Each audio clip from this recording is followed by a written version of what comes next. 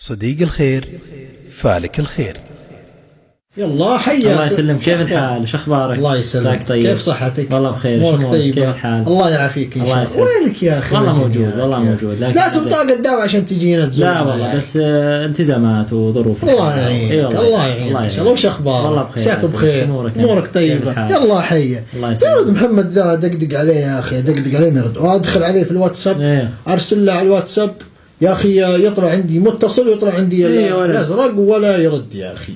يا اخي الجوال التحديث الجديد ذا حق الواتساب. ايه شوف العالم يا ولد هابين فيه. طرح الناس يعني، طرح الاخويا ووضح اخوة الواحد يا اخي. والله صار يكفش العالم الحين. يا اخي خلاص معناته انك قريت الرسالة. صادق يا شوف الواحد حتى مصور له انا مصور الشاشة كذا مرة عشان لو جحد ولا شيء انا امسك عليه يا اخي. يا اخي بانت الاخوة والله يا اخي. ما يرد يشوف نكب العالم. نكب العالم يا رجال. خله إذا جاء أنا أتفاهم معه. كل شيء يشوف ذي ولا يرد. ما حد يعرف وش الأخوة ذي. دق التعبان دق. أسمع بالله العظيم. شوف شو يقول. هلا والله.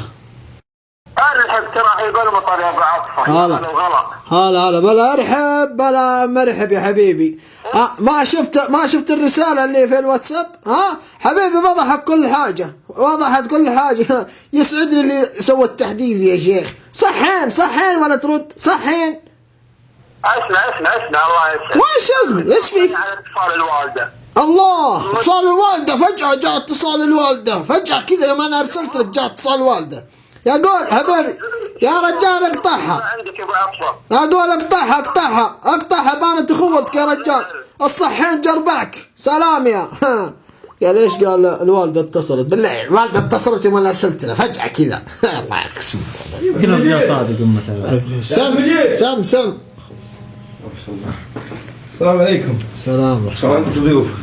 يلا حبيبي. ما شاء الله. الله يسعدك. شو علومكم؟ طيب يلا حيه. شو علومكم؟ الله يسلمك. طيبين. خوي ياسر، اخوي خالد. ونعم والله بالحبيب. شلون؟ شوفهم منفسين يا ولد.